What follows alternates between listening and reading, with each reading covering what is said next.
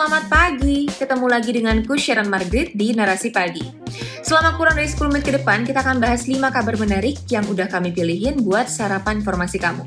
Yang pertama ada soal anggaran baju dinas DPRD Tangerang, lalu terdakwa kasus korupsi Bansos Juliari Batubara yang minta dibebasin, akan ada update COVID-19 dan kartu nikah digital. Wah, kabarnya menarik nih. Dari luar negeri kita akan simak situasi Afghanistan yang mulai chaos gara-gara ulah Taliban. Langsung aja kita bahas yuk.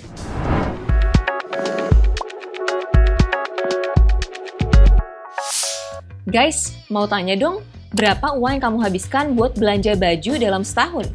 Kalau 50 anggota DPRD di Kota Tangerang butuh 675 juta rupiah loh.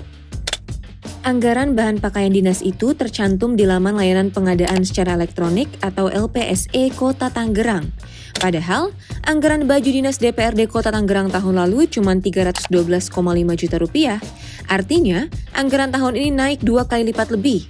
Ini makin ramai dibicarakan setelah kelompok kerja unit layanan pengadaan atau Pokja ULP, Sekretariat DPRD Kota Tangerang, Hadi Sudibyo bilang kalau salah satu bahan yang akan digunakan adalah Louis Vuitton. Wow! Namun Ketua DPRD Kota Tangerang Gatot Wibowo mengatakan bahwa DPRD enggak pernah merujuk merek tertentu untuk pakaian dinas. Jadi enggak pakai bahan Louis Vuitton. Nah, setelah ramai di medsos, akhirnya pengadaan baju dinas DPRD Kota Tangerang senilai 675 juta rupiah dibatalkan.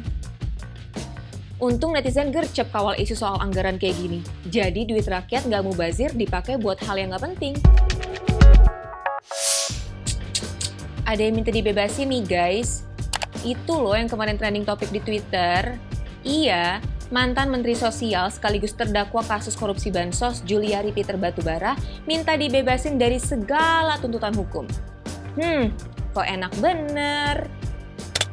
Dalam sidang pembacaan pledoi di Pengadilan Tipikor Jakarta Senin 9 Agustus 2021, Juliari meminta penderitaannya dan keluarga besarnya diakhiri.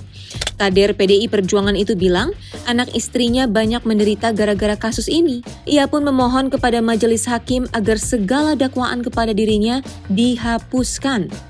Merespon pledoi ini, pelaksana tugas juru bicara KPK Ali Fikri mengharapkan majelis hakim mengabulkan tuntutan jaksa. Menurutnya, pembuktian secara hukum bahwa Juliari bersalah sudah sesuai dengan fakta-fakta dalam persidangan. Juliari sendiri dituntut 11 tahun penjara dan denda 500 juta rupiah, subsidiar 6 bulan kurungan. Jaksa juga menuntut pidana pengganti sebesar 14,5 miliar rupiah dan pencabutan hak politik Juliari selama 4 tahun. Mantan anak buah Jokowi itu dianggap terbukti menerima suap dalam pengadaan bansos COVID-19 di Jabodetabek sebesar 32,48 miliar rupiah. Lah, nyaman. Abis korupsi bansos miliaran terus ngerengek minta dibebasin. Kalau gitu saya juga mau dong Pak Hakim, minta dibebasin dari bayang-bayang dia. Ada kabar penting nih buat kalian yang mau menikah. Per Agustus 2021, Kementerian Agama nggak lagi nerbitin kartu nikah fisik. Terus, pakai kartu nikah apa dong? Jadi, sebagai ganti kartu nikah fisik, Kementerian Agama menerbitkan kartu nikah digital. Kartu nikah jenis ini sudah resmi rilis sejak akhir Mei 2021 loh.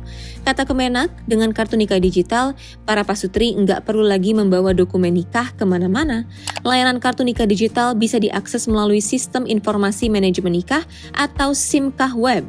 Pasangan lama juga bisa dapat kartu nikah digital dengan cara datang ke kantor urusan agama tempat menikah, kemudian isi data pernikahan ke SIMKAH Web. Praktis sih. Wah, semoga ada solusi juga ya buat masyarakat yang belum terdigitalkan. Tuh, buat yang mau nikah dilengkapi ya persyaratannya supaya kamu bisa dapat kartu nikah digital. Tapi kira-kira kalau nanti urus-urus dokumen lain, masih disuruh di-print nggak tuh buku nikahnya? Afghanistan kembali mencekam. Setelah pasukan Amerika Serikat angkat kaki dari sana, frekuensi bentrok antara kelompok Taliban dengan pasukan pemerintah meningkat. Al Jazeera melaporkan dalam 4 hari saja Taliban berhasil menguasai 6 ibu kota provinsi di Afghanistan. Kota-kota tersebut sudah dikuasai total. Taliban mengambil alih seluruh gedung pemerintahan dan kantor polisi. Bagi warga Afghanistan, opsi pahitnya adalah menjadi tahanan rumah atau mencari cara untuk kabur ke ibu kota Kabul.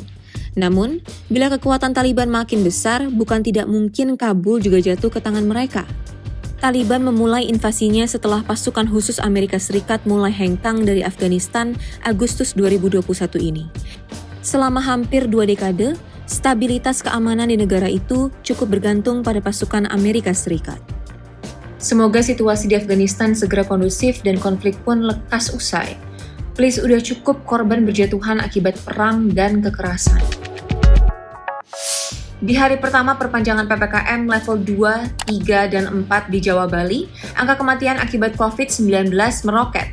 Ini jadi angka kematian harian tertinggi kedua Indonesia selama pandemi. Pada 10 Agustus 2021, Indonesia melaporkan 2.048 pasien COVID-19 meninggal dunia. Angka kematian tertinggi tercatat pada 27 Juli 2021, yakni sebanyak 2.069 kasus.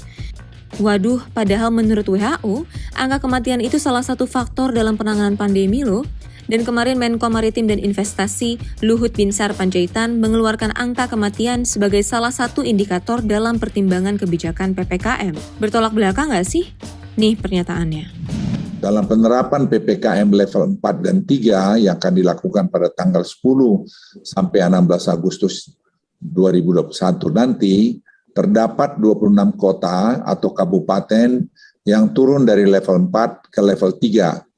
Hal ini menunjukkan perbaikan kondisi di lapangan yang cukup signifikan. Evaluasi tersebut kami lakukan dengan mengeluarkan indikator kematian dalam penilaian karena kami temukan adanya input data yang merupakan akumulasi angka kematian selama beberapa minggu ke belakang, sehingga menimbulkan distorsi dalam penilaian. Terus, gimana update vaksinasi COVID-19 di tanah air? Per 10 Agustus 2021, 50,6 juta warga telah mendapat vaksin dosis pertama, sedangkan 24,2 juta warga mendapat vaksin dosis kedua. Masih sangat jauh dari target 208 juta penduduk yang menerima vaksin. Kok makin deg-degan ya dengan situasi pandemi di negeri ini? Semoga nggak makin buruk ya. Lebih baik tahan, sabar, meski udah ada pelonggaran. Cukup sekian serapan informasi pagi ini. Hope you enjoyed your morning bites. Meski hari ini libur, tapi tetap stay at home aja ya guys. Dan jangan lupa saksikan Mata Najwa nanti malam pukul 8 di Trans 7. Dan kita ketemu lagi seperti biasa besok pukul 8 pagi hanya di Narasi Pagi. See ya!